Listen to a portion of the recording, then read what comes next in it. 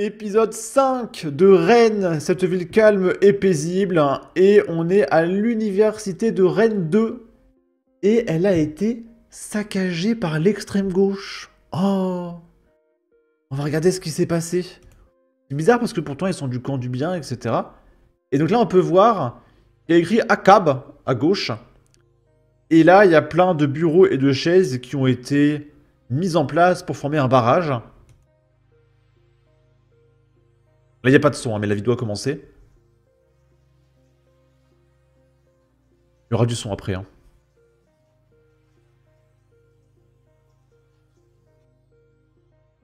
Donc là, il y a plein de tags. Alors, on va lire les tags en question. Macron le morveux. Ok. Liberté. Liberté EZ. je pense qu'il manque des cours de français hein, dans cette fac. Parce que Liberté EZ, on me l'avait jamais faite, celle-là. Pour tous nos camarades. Parce que t'as des camarades qui sont en prison, je comprends pas. BG, PQQQ. Ok. Là, il y a le A de anarchie. Et vous allez voir que les manifestants de gauche de cette université sont anarchistes. Là, qu'est-ce qu'il y a écrit? Emily Incaris. Ok. Et il y a un mec qui fait le signe de Joule en forme de A. Qu'est-ce que Joule, il est anarchiste? Je sais pas.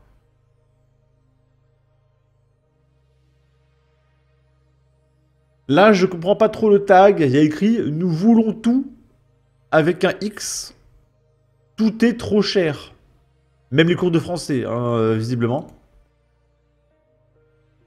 Il faudrait financer des cours de français pour les étudiants de gauche, d'accord?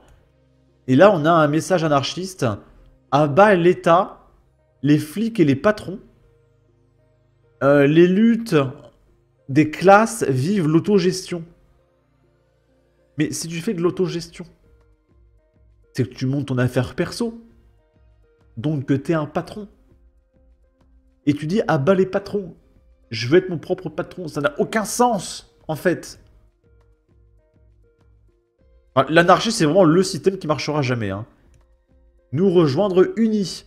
Et ça, c'est un groupe de droite, pour le coup, qui dénonçait les violences de gauche. Et je rappelle qu'il y a des militants de la Jeune Garde, de Raphaël Arnaud, qui ont planté des étudiants de l'Uni à Strasbourg, si je ne me trompe pas de ville. Bon. Et là, l'université de Rennes 2 est fermée jusqu'à ce week-end à cause de graves dégradations laissées par des manifestants qui ont bloqué le campus pour protester contre les coupes budgétaires. Bah, il faut financer ce que vous voulez. Vous voulez accueillir 8 milliards de migrants. Bah, il faut les payer. Donc vous plaignez pas qu'il y ait des coupes budgétaires. Les gauchistes n'ont absolument aucun droit de se plaindre financièrement. Ils sont responsables de tout. Hein, c'est pour leur délire qu'il faut financer tout ça et qu'on dépense tout notre pognon. Donc les gauchistes n'ont aucun droit de se plaindre de perte d'argent. Je suis désolé. Vol, destruction de mobilier et tags politiques ont transformé les lieux en véritables squats, tandis que la présidence reste silencieuse face à ces actes. La fac annonce plusieurs semaines de travaux, payés par nos impôts, pour tout remettre en état, avant que ça se fasse redégrader à nouveau. Notamment le bâtiment B, qui n'est plus aux normes de sécurité, pour l'accueil des étudiants et des enseignants. Le montant des travaux n'a pas encore été chiffré, assure la direction, qui a fait savoir qu'elle allait porter plainte. En tout cas, je suis très content que en 5 ans d'études, moi j'ai jamais eu affaire à des militants d'extrême gauche. Ah, ma fac, elle était plutôt neutre. Même si mes potes de fac étaient tous de gauche. J'allais dire relativement, non, ils étaient tous de gauche. Mais voilà, il n'y avait pas d'embrouille. Personne n'était extrême.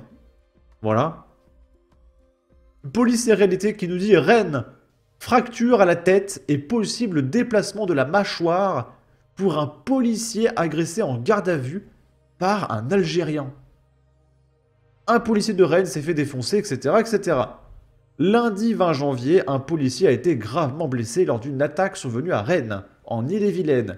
Le suspect, un Algérien interpellé plus tôt dans l'après-midi pour vol à l'étalage et rébellion, a attaqué l'agent lorsque ce dernier a ouvert la porte de sa cellule.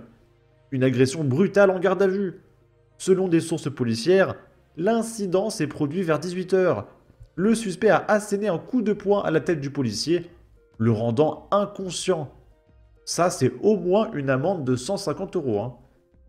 L'agent a été immédiatement pris en charge et transporté à l'hôpital, où un scanner a révélé une fracture à la tête. Il pourrait également souffrir d'un déplacement de la mâchoire, selon les premiers examens médicaux. Bien que gravement blessé, le policier devrait sortir de l'hôpital dans la nuit avec des examens complémentaires prévus ultérieurement pour évaluer l'étendue de ses blessures. Cette agression soulève des questions sur la sécurité des agents lors des gardes à vue et met en lumière les risques auxquels ils sont confrontés quotidiennement. Une semaine après une fusillade en plein jour, 2 passants grièvement blessés par balle dans un même quartier de Rennes. 24 douilles de 9 mm retrouvées. Des impacts dans la mairie annexe.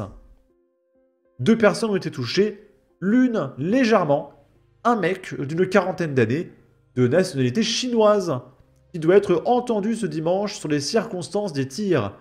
Une balle l'aurait frôlé au niveau du mollet, indique la salariée du magasin. L'autre victime, un Irlandais de 53 ans, a été grièvement blessé. Il se trouvait à proximité du Carrefour Market lorsqu'il a été touché de 4 balles, dont 2 au niveau du thorax. Il s'est réfugié à l'intérieur après les coups de feu. C'est d'ailleurs un client régulier du magasin, indique la témoin, qui ajoute qu'il y avait au moins une vingtaine de personnes à l'intérieur au moment des faits. Et l'affaire n'a pas fait plus de bruit que ça. Hein. Que quiconque me dit qu'il a entendu parler de cette affaire en dehors de mes vidéos. On parle quand même d'une fusillade en plein magasin, il y avait une vingtaine de personnes. Le gérant, il a pris un coup 12, il y a un mec, il a 2 balles dans le thorax.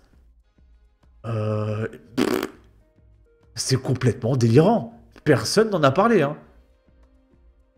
Les pompiers et le SAMU sont arrivés très vite sur les lieux et le blessé a immédiatement été transféré au CHU de Rennes. Son pronostic vital est engagé. 24 douilles de 9 mm ont été retrouvées sur les lieux, précise le policier. Les circonstances de l'attaque ne sont pas encore connues, et les victimes, au vu de leur âge en particulier, n'ont pas le profil type des trafiquants de stupéfiants, estime Frédéric Gallet. Toujours à Rennes, interpellation de 5 mecs qui avaient volé 76 voitures de luxe par homejacking. Donc les mecs, déjà au bout de 5 voitures de luxe, c'était refait. Mais les mecs, ils sont allés jusqu'à 76, jusqu'à se faire choper. Donc venez pas me dire que les mecs, ils avaient besoin d'argent. 76 voitures de luxe, les mecs sont millionnaires et ils continuent encore. Plusieurs vols ont été directement commandités par un individu incarcéré qui communique par messagerie chiffrée.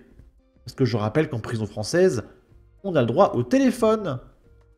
Une enquête d'envergure menée par des gendarmes sous l'autorité du parquet de Rennes a permis de démanteler une bande organisée spécialisée dans le vol de véhicules par homejacking. 60 faits leur sont reprochés pour un préjudice estimé à plus d'1 million d'euros. Voilà, c'est pas un problème d'argent, hein. Les mecs sont millionnaires. Que les gauchistes disent oui, les vols c'est uniquement parce que la vie c'est compliqué, c'est les pauvres qui sont surreprésentés parmi les vols et les cambriolages, etc. Oui, allez, c'est ça. Les 5 individus gardés à vue, défavorablement connus de la justice et évidemment toujours en France, seront jugés pour ces faits par le tribunal correctionnel de Rennes le 20 mars 2025. 4 ont été incarcérés et un 5e placé sous contrôle judiciaire. Plusieurs vols ont été directement commandités par un individu incarcéré qui communique par messagerie chiffrée.